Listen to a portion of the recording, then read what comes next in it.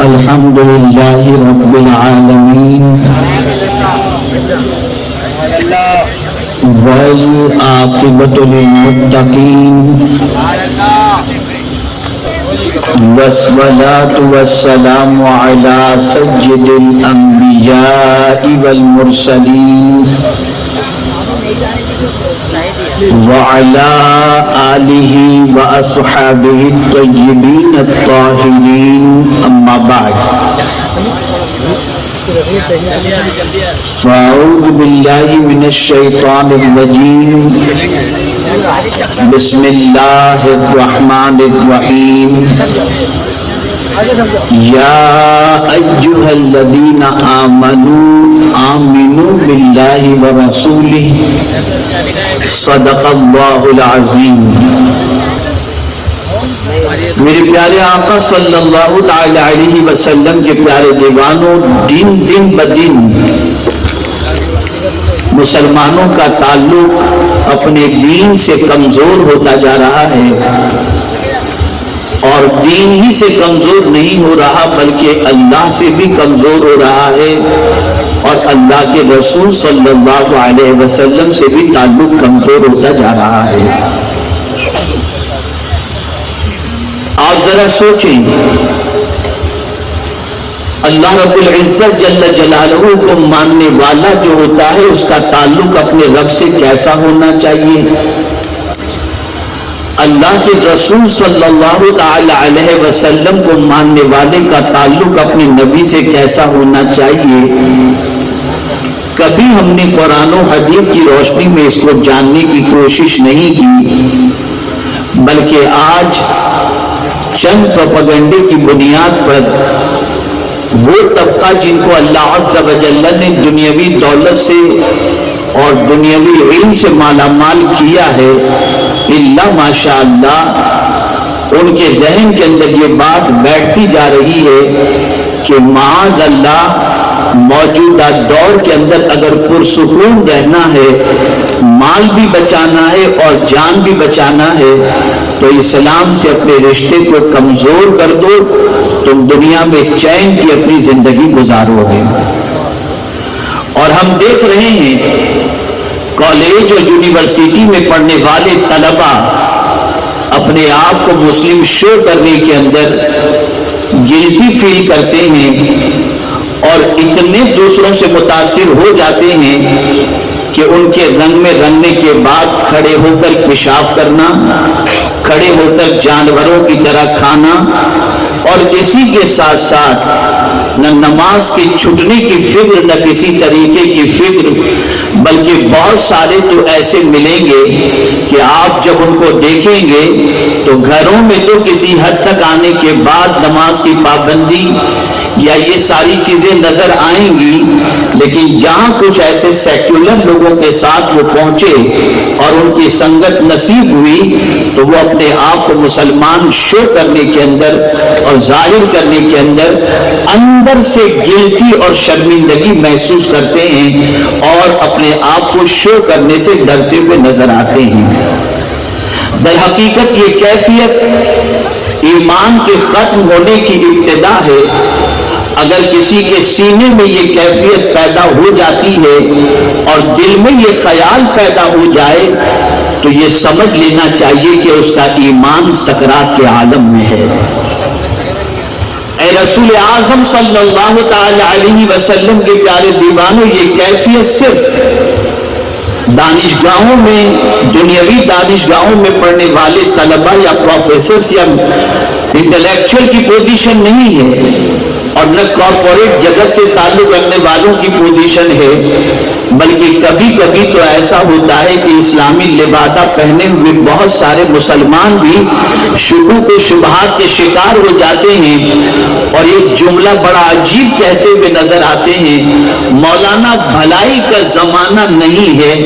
بڑی پیاری بات کسی مفکر نے اس کے جواب میں کہی ہے، بھلائی کا زمانہ تو ہمیشہ ہوتا ہے، لیکن اگر تم بھلائی کا صلہ انسان سے چاہتے ہو تب تم ٹھوکر کھا رہے ہو، اگر تم بھلائی کا صلہ اللہ سے چاہتے ہو تو کبھی بھلائی کرنے میں ہچکچاہٹ تمہیں پیدا نہیں ہوگی۔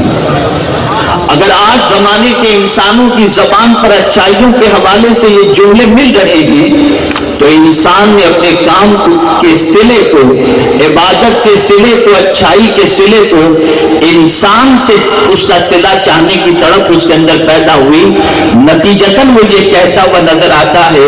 ورنہ جو قرآن اول دور سے یہ پیغام دے رہا ہو، وَفَعَلُوا الْخَيْرَ لَعَلَّكُمْ تُفْلِحُونَ، بھلائی کے کام کرو تاکہ اللہ تمہیں کامیابی عطا فرمائے، تو بھلا اللہ ایسے کام کا حکم کیسے عطا فرمائے گا جس کام کے کرنے کے بعد تمہاری آبرو محفوظ نہ رہے اور تمہیں کوئی صلہ بھی نہ ملے۔ اللہ عز و جل یہ چاہتا ہے کہ تم جب کوئی کام کرو، بھلائی کا کوئی کام کرو، نیکی کا کوئی کام کرو، تو کبھی یہ ذہن میں تمہارے نہیں آنا چاہیے کہ میرے کام کی قدر بھی ہو، میرے کام کی تعریف بھی ہو، میرے کام کو سراہا بھی جائے، نہیں، بلکہ اللہ عز و جل جانتا ہے کہ قوم کا مزاج کیا ہے، انسانوں کی سچویشن کیا ہے، انسانوں کی کیفیت کیا ہے۔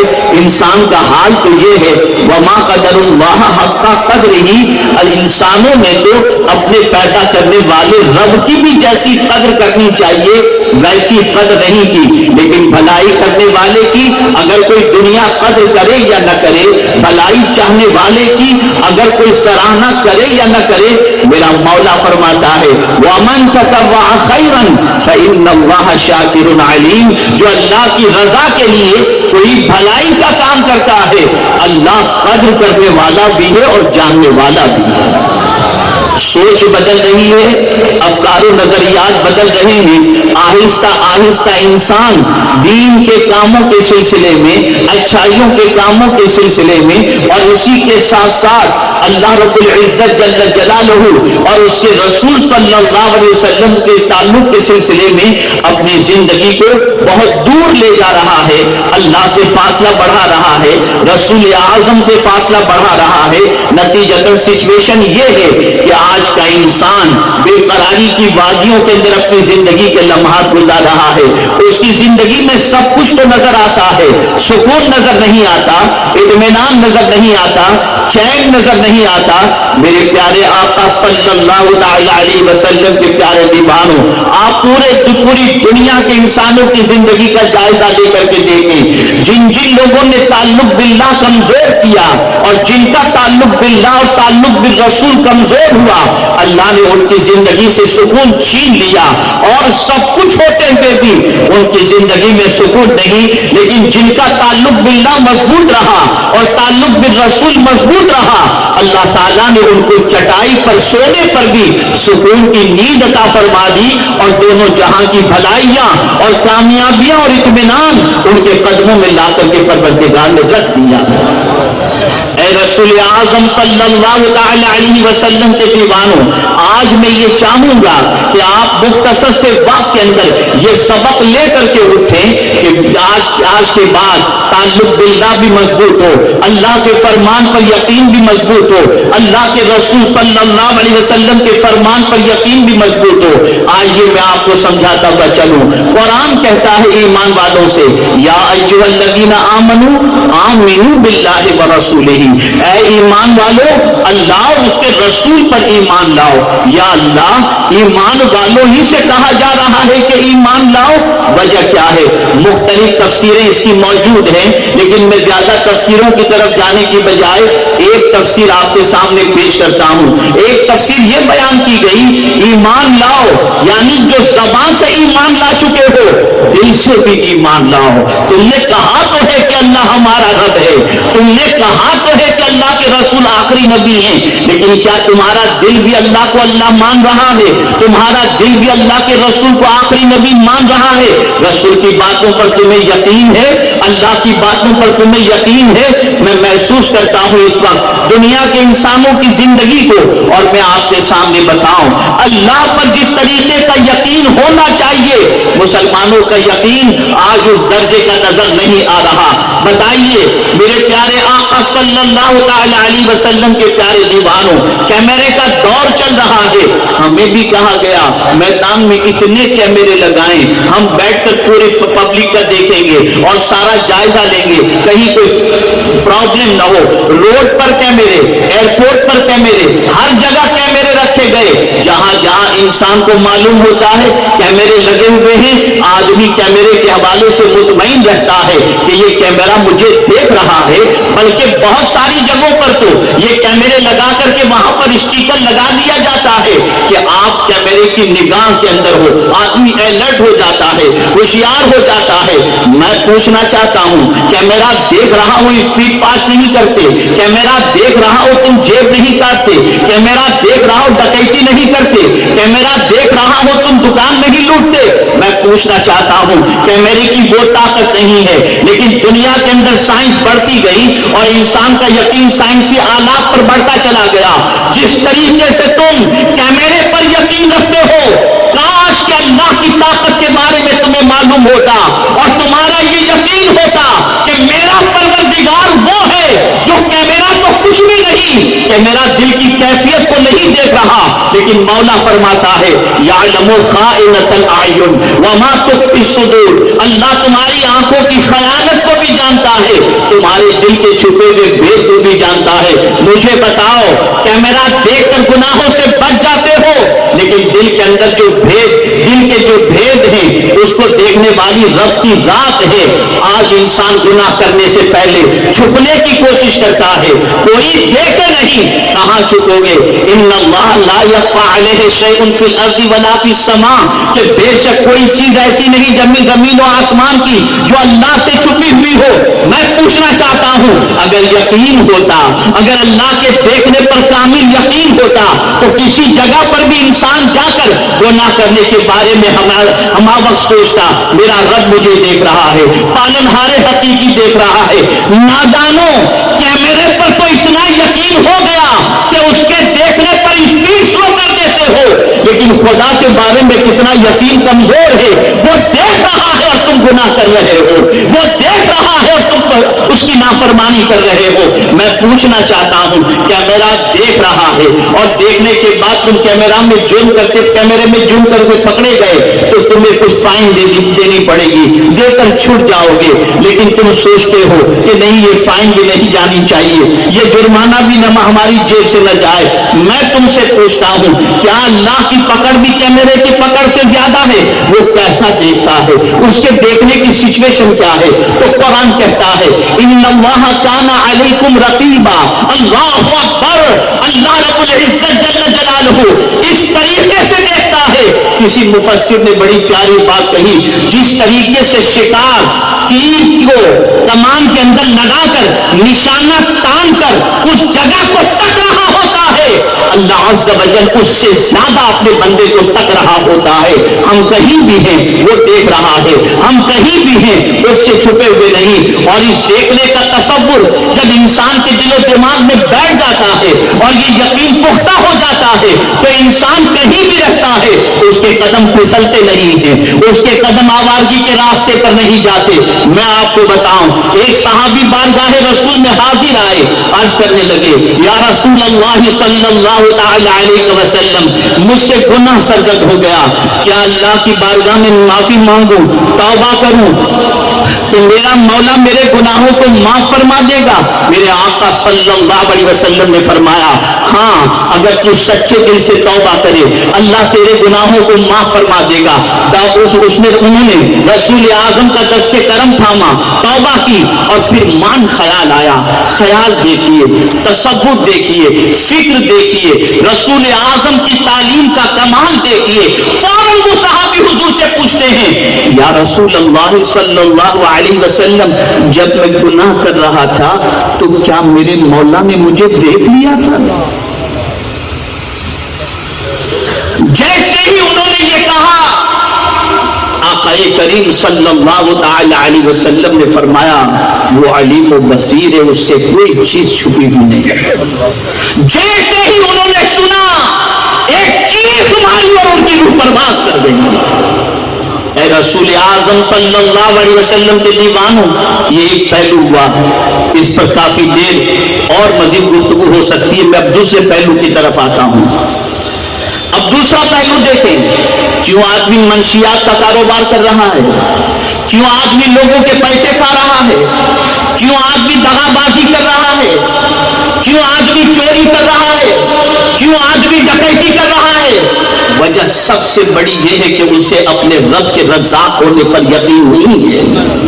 اگر یہ یقین ہوتا کہ جس خدا نے مجھے پیدا کیا ہے اس نے پہلے ہی کہہ دیا ہے وَمَا مِن دَابَّةٍ فِي الْأَرْضِ إِلَّا عَلَى اللَّهِ رِزْقُهَا وَيَعْلَمُ مُسْتَقَرَّهَا وَمُسْتَوْدَعَهَا، تو یقیناً وہ بندہ کبھی ایسے راستے پر روزی تلاش کرنے کے لیے نہ نکلتا جو راستے غلط ہوں، ناجائز ہوں، کسی کا مال ہضم نہ کرتا۔ مجھے اس موقع پر سیدنا غوث الثقلین رضی اللہ المولا تبارک و تعالیٰ عنہ کا ایک قول یاد آ رہا ہے۔ اتنی جامعیت ہے اس قول کے اندر۔ غوث پاک فرماتے ہیں اے رزق کے لیے در بدر بھٹکنے والے، تو جتنا تیرے رزق کو تلاش نہیں کرتا اس سے زیادہ تیرا رزق تجھے تلاش کرتا ہے۔ میں پوچھنا چاہتا ہوں جس بندے کا اپنے رب پر یقین ہو وہ محنت کرے گا، مشقت کرے گا، یقین رکھے گا میرے حصے کی روزی مجھے ملے گی، اور سنت نبوی پر عمل کرتے ہوئے حلال روزی کی تلاش میں نکلے گا۔ کوئی ایسا کاروبار اختیار نہیں کرے گا جو حرام ہو۔ لیکن آج بہت سارے حرام کاروبار کرنے والے کہتے ہیں مولانا اتنی انکم تو کسی کام دھندے میں ہے ہی نہیں، اور میں تو 10 بیواؤں کو پالتا ہوں۔ ارے تو خود کو نہیں پال سکتا تو بیواؤں کو کیا پالے؟ سب کا پالنے والا خدا ہے، سب کا پالنہار حقیقی معبود برحق ہے۔ ایک بزرگ کے پاس ایک شخص حاضر ہوا اور عرض کرتا ہے حضور میرے بچے بہت زیادہ ہیں اور روزی بہت مختصر ہے، آپ دعا کریں یا کچھ بتائیں۔ تو وہ بزرگ اس وقت اپنی کیفیت میں تھے، فرماتے ہیں سن، جس کے رزق کا ذمہ اللہ نے نہ لیا ہو اس بچے کو گھر سے نکال دے، نکال دے گھر سے۔ جب سب کے رزق کا ذمہ اللہ نے لیا ہے تو محنت کر، پالنا اس کا کام ہے۔ جب چونٹیوں کو بل میں پالتا ہے، سمندر میں مچھلیوں کو پالتا ہے، تو اشرف المخلوقات کو بھی وہ یقیناً ضرور پالے گا۔ یہ یقین ہونا چاہیے۔ ہمارا یقین کمزور سے کمزور ترین ہوتا جا رہا ہے، ہمارا ایمان اس حد تک کمزور ہو چکا کہ سب کے باتوں پر بھروسہ ہے، خدا کے باتوں پر جیسا بھروسہ ہونا چاہیے ویسا نہیں ہے، نہیں ہے وہ بھروسہ۔ آج کسی نے آپ سے کہہ دیا اس کاروبار میں اتنا انویسٹ کرو، اتنا کروڑ ملے گا، لگا دیا آپ نے، بعد میں پتا چلا کیپٹل بھی گیا، پروفٹ تو دور کی بات رہی۔ لیکن جب بات پروردگار جل جلالہ کے فرمان کی آئے تو انسان وہاں سوچتا ہے نہیں، میرا مولا فرماتا ہے من جاء بالحسنۃ فلہ عشر امثالھا، ایک دو کے 10 ملے گا، لیکن شیطان کہتا ہے نہیں کم ہو جائے گا، الشیطان یعدکم الفقر، شیطان تندرستی کے بارے میں بتاتا ہے، اور قرآن کہتا ہے کہ ایک دو کے 10 ملے گا۔ تاریخ بتاتی ہے کہ رابعہ عدویہ رضی اللہ تعالیٰ عنہ دسترخوان پر بیٹھی ہوئی تھی، مانگنے والا آیا، خاتون سے کہا خادمہ سے دے دو روٹیاں، ایک روٹی تھی، فرمایا دے دو، وہ گئی دینے کے لیے۔ تھوڑی دیر کے بعد رابعہ عدویہ کے دروازے پر 9 روٹیاں لے کر کے کوئی آیا، ایک روٹی گئی، 9 روٹیاں آئیں۔ خادمہ نے سوچا کہ بھوک تو بہت لگی تھی، شاید ایک روٹی سے بھوک نہ پوری ہوتی، اللہ کا شکر ہے کہ ایک کے بعد میں 9 آئی۔ لیکن رابعہ عدویہ نے جب یہ سنا فرمایا لے جاؤ، یہ ہمارے لیے نہیں ہو سکتی، نہیں ہو سکتی یہ ہمارے لیے۔ خادمہ نے کہا ماں 9 روٹیاں ہیں، کہا نہیں یہ اپنی نہیں ہو سکتی۔ کچھ دیر گزری، 10 روٹیاں آئیں، خادمہ نے کہا کوئی روٹیاں لے کر آیا, کہا گنو کتنی ہیں, کہا 10, کہا یہ ہماری ہونی چاہیے اس لیے کہ سب کا وعدہ ہو سکتا ہے جھوٹا ہو, میرے خدا کا وعدہ کبھی غلط نہیں ہو سکتا. میں نے ایک روٹی دی تھی, میرے مولا نے اس کے عوض میں مجھے 10 روٹیاں عطا فرمائی. یہ یقین پیدا کرو, یہ ایمان پیدا کرو. آج ہمارا ایمان کمزور ہو چکا.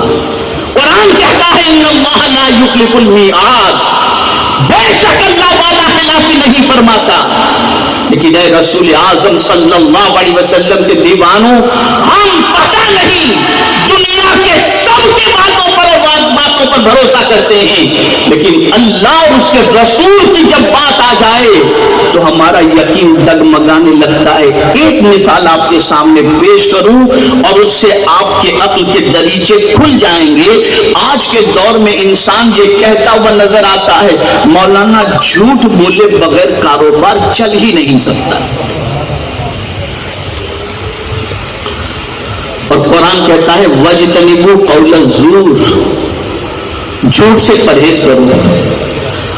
اب آپ نے تو معاذ اللہ یہ کہہ دیا لاشعوری طور پر کہ اللہ کے فرمان پر عمل کریں گے تو بھوکے رہیں گے. یہ یقین کی کمزوری ہے, یہ ایمان کی کمزوری ہے.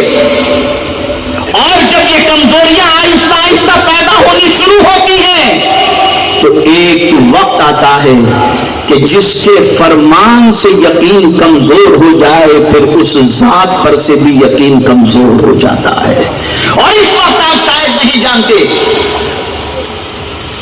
کہ اسی یقین کو کمزور کرنے کے لیے پوری دنیا کے اندر تحریکیں چلائی جا رہی ہیں کہ اگر خدا رحمان الرحیم ہے تو غزہ کے اندر بے گناہ بچے مارے جا رہے ہیں, کہاں ہے تمہارا خدا؟ یہ کہہ کر یقین کمزور کرایا جا رہا ہے. اے رسول اعظم صلی اللہ علیہ وسلم کے دیوانوں, ایک بات اچھی طریقے سے ذہن کے اندر محفوظ کر لیں, اللہ کی حکمت اللہ ہی بہتر جانتا ہے, اور اس سے زیادہ اپنے بندوں پر مہربان کوئی دوسرا ہو ہی نہیں سکتا. وہ جانتا ہے کس کے حق میں کیا بہتر ہے اور کس کے حق میں کیا بہتر نہیں. ایک بندہ مومن کو اس بات پر اپنا یقین پختہ کر لینا چاہیے کہ میرا رب جو کہتا ہے وہ حق ہے, اور اس کے فرمان کو میں دل و جان سے ماننے کے لیے تیار ہوں. اے رسول اعظم صلی اللہ تعالی علیہ وسلم کے دیوانوں, رسول اعظم صلی اللہ علیہ وسلم کی حیات طیبہ کے حوالے سے دیکھیں, بڑا آسان ہے یہ نعرہ لگانا کہ ہم غلام رسول ہیں, ہم عاشق رسول ہیں. یہ بڑی اچھی بات ہے, اللہ کرے کہ زبان سے نکلنے والے یہ نعرے حقیقت میں تبدیل ہو جائیں. لیکن کبھی میں آپ سے پوچھوں اور جواب طلب کروں تو آپ کا جواب کیا ہوگا؟ کیا حضور صلی اللہ علیہ وسلم کے فرمان پر بھی جیسا یقین ہونا چاہیے ویسا یقین ہے؟ لیکن جب تاریخ الٹ کر کے دیکھتا ہوں تو وہ لوگ جنہوں نے حضور کو ستایا تھا وہ بھی اتنا جانتے تھے کہ حضور جو کہہ دیتے ہیں وہ سچ ہی ہوا کرتا ہے. ان کا یقین تھا. ابو لہب کا بیٹا عتیبہ کے بارے میں سرکار صلی اللہ علیہ وسلم نے اللہ کی بارگاہ میں یہ عرض کر دیا تھا مولا اس پر ایک کتا مسلط فرما دے. ابو لہب کو ڈر لگا اور وہ کہنے لگا کہ جو کچھ حضور نے کہا ہے ویسا ہو کر رہے گا. اس لیے جب ملک شام تجارت کا قافلہ لے کر جانے کا وقت آیا تو لوگوں کو کہتا ہے ذرا میرے بیٹے کو سنبھالنا, اس لیے کہ ایک کتے کے مسلط ہونے کی بات محمد صلی اللہ علیہ وسلم نے فرما دی ہے. گھیرے میں رکھتے تھے اور ہوا یہی, رات کے وقت ایک شیر آتا ہے, سب کے منہ سونگتا ہے اور پھر اس کے بعد اس کا منہ سنتا اسے اٹھا کر لے جاتا ہے اور پھاڑ کھاتا ہے۔ اللہ اکبر! ابو لہب بھی جانتا تھا کہ حضور جو فرماتے ہیں وہ حق ہوا کرتا ہے، اسے بھی حضور کی باتوں پر یقین تھا اس اعتبار کا، تعصب کی بنیاد پر اس نے بھلے اسلام قبول نہیں کیا لیکن بات سچی ہونے کے سلسلے میں اس کو بھی یہ یقین تھا۔ اور اسی لیے آج جس ایمان کی ہمارے اندر ضرورت ہے اس ایمان کے حوالے سے قرآن ہمیں تقاضا کرتا ہے وَإِذَا قِيلَ لَهُمْ آمِنُوا كَمَا آمَنَ النَّاسِ، جیسا کہ جب کہا گیا لوگوں سے ان کی طرح ایمان لاؤ، کن کی طرح؟ صحابہ کے ایمان کی طرح۔ کیسا تھا صحابہ کا ایمان؟ ایک واقعہ سنیں۔ سرکار صلی اللہ علیہ وسلم معراج تشریف لاتے ہیں، سفر معراج سے، اور کہتے ہیں کہ رات کے مختصر سے حصے میں مسجد حرام سے مسجد اقصی اور ساتوں آسمانوں کی میں نے سیر کی، تو ظاہر سی بات ہے کہ گولڈن چانس مل گیا لوگوں کو اس بات کے انکار کروانے کا اور ٹھکرانے کا اور دوسروں کو ماننے والوں کو برگلانے کا۔ سب سے پہلے صدیق اکبر کے پاس پہنچے، ابو بکر تم پڑھے لکھے ہو، آج بھی جو جاتے ہیں برگلانے کے لیے وہ سامنے والے سے ایسے ہی کہتے ہیں آپ تو سمجھدار ہو، آپ تو صاحب عقل ہو، آپ تو پڑھے لکھے ہو۔ ایسے ان لوگوں نے جا کر کے صدیق اکبر سے کہا کیا بات ہے؟ کہا تمہیں معلوم ہے تمہارے دوست نے آج کیا دعویٰ کیا؟ کہا کیا دعویٰ کیا؟ کہا انہوں نے کہا کہ رات کے مختصر سے حصے میں مسجد حرام سے مسجد اقصی اور پھر ساتوں آسمانوں کی انہوں نے سیر کی۔ کیا یہ ماننے والی بات ہے؟ مسکرائے صدیق اکبر۔ اب ایمان دیکھیے، پوچھتے کیا میرے محبوب نے کہا ہے؟ کہا ہاں۔ کہا یہ تو کچھ بھی نہیں ہے، اگر اس سے بھی کوئی بڑی بات کہیں تو ابو بکر کہنے کو تیار ہے، جو کچھ حضور نے فرمایا وہ سچ فرمایا۔ یہ ایمان ہے۔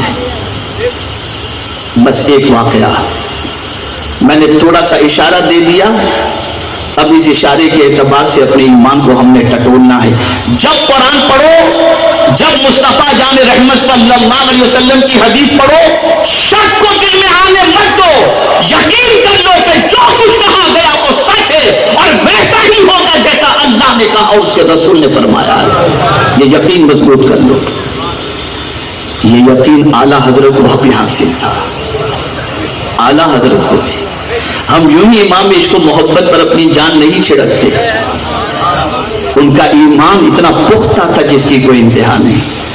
بحری جہاز میں سفر کر رہے ہیں، سمندر میں طغیانی آتی ہے اور کشتی ہچکولے کھانے لگتی ہے، سب نے کفن نکال لیے کہ اب ڈوبے گی کشتی، اب جہاز ڈوبے گا، اب ڈوبے گا، تب ڈوبے گا، لیکن امام احمد رضا آرام سے بیٹھے ہوئے ہیں۔ پوچھنے والے نے پوچھا آپ کو ڈر نہیں لگتا؟ دیکھیے تو صحیح ہماری کشتی کی، ہمارے جہاز کی پوزیشن کیا ہے، طوفان میں ہمارا جہاز آ چکا ہے، بچنے کے بظاہر کوئی آثار نظر نہیں آ رہے، لیکن آپ کے چہرے پر اطمینان نظر آ رہا ہے، آپ کو ڈر نہیں لگ رہا؟ اعلیٰ حضرت جواب میں فرماتے سن لو، یہ جہاز کنارے پر لگ کر کے رہے گا، اس جہاز کو یہ سمندر کا طوفان نہیں ڈبا سکتا، اس لیے کہ مدینے کے تاجدار نے فرمایا ہے جو سفر کی دعا، سواری کی دعا پڑھ لے وہ سواری کبھی ڈوب نہیں سکتی، اور میں جب سوار ہوا تھا وہ دعا میں نے پڑھ لی تھی، مجھے یقین ہے کہ یہ جہاز ڈوبنے والا نہیں۔ تھوڑی دیر کے بعد طوفان تھم جاتا ہے اور پھر یہ جہاز کنارے پہ لگ جاتا ہے۔ یہ یقین پیدا کرو، یہ یقین پیدا کرو۔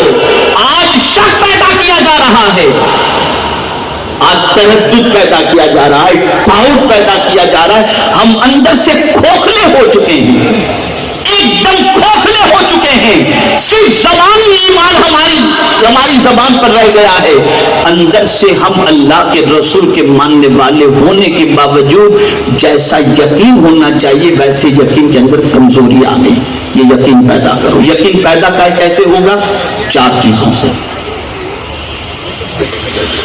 یقین پیدا کیسے ہوگا؟ 4 چیزوں سے. صاحب ایمان اور صاحب یقین کی صحبت اختیار کرو. ایسے علماء اور مشائخ کی صحبت اختیار کرو جن کی زندگی کے اندر اطمینان اور جن کی زندگی کے اندر ایمان اور یقین موجود ہو. دوسری چیز، اللہ کی نشانیوں پر غور کرو. تیسری چیز، عمل میں جد و جہد کرو. اور چوتھی چیز، قرآن سے اپنے تعلق کو مضبوط کرو. انشاءاللہ یقین کی دولت نصیب ہو جائے گی. اب آخری بات عرض کر کے گفتگو ختم کر دوں. سچویشن کو پیش نظر رکھتے ہوئے میں نے یہ بات عرض کرنا مناسب سمجھا. بہت سارے غم ستا رہے ہیں ہمیں. آج کا یہ غم وہ پریشانی وہ فکر. حضرت فقیہ ابو اللیث سمرقندی رحمت اللہ تعالی علیہ نے فرمایا اچھے غم 3 ہیں. غم بھی اچھے ہوتے ہیں، فکر بھی اچھی ہوتی ہے. 3 فکریں اور 3 غم بہت اچھے ہیں. ہر انسان کو چاہیے کہ ہمیشہ اس غم و فکر کے اندر رہے کہ کہیں آخری وقت میرا ایمان سلب نہ ہو جائے. اپنے ایمان کے بارے میں فکر کرتا رہے اور اس غم کے اندر گرفتار ہو کہ کہیں آخری وقت میرا ایمان سلب نہ ہو جائے. دوسرا غم اور دوسری فکر، فقیہ ابو اللیث سمرقندی رحمت اللہ تعالی علیہ فرماتے ہیں کہ احکام الہی کی پابندی نہ ہونے کا غم کہ اللہ ایسی میری کیفیت نہ بن جائے کہ تیرے حکم پر عمل کرنا میرے لیے دشوار ہو جائے، اور پروردگار میں ایسے ماحول میں نہ گھر جاؤں کہ تیرے احکام کی بجا آوری مجھ سے نہ ہو سکے.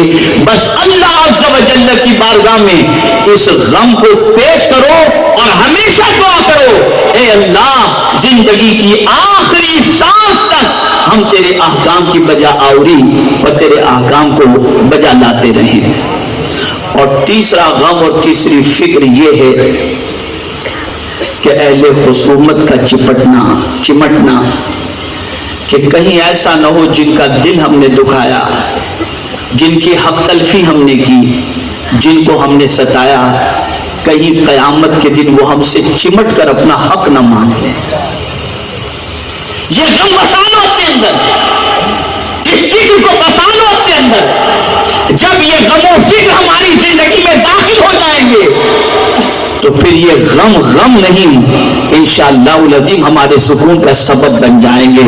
اے رسول اعظم صلی اللہ تعالی علیہ وسلم کے دیوانوں، آج کے روح پر سنی اجتماع میں حاضر ہونے والوں، اللہ اس کے رسول سے اپنے تعلق اور اپنے یقین کو مضبوط کر لو. دنیا میں بھی کامیابی ملے گی اور آخرت میں بھی انشاءاللہ کامیابی نصیب ہو جائے گی. بس آخری بات، سنی دعوت اسلامی کا پیغام ذہن میں محفوظ کر لیں، کریکٹ اور کنیکٹ. اپنے آپ کو درست کرو اور اپنے آپ کو اللہ اور اس کے رسول سے کنیکٹ کرو. اور اس سے کنیکٹ ہونے کے لیے آپ تحریک سنی دعوت اسلامی سے کنیکٹ ہو جاؤ. انشاءاللہ العظیم وہ راستہ بتایا جائے گا جس راستے پر چلنے کے بعد اللہ اور اس کے رسول جل جلالہ صلی اللہ علیہ وسلم کی محبت دل میں پیدا ہو جائے گی.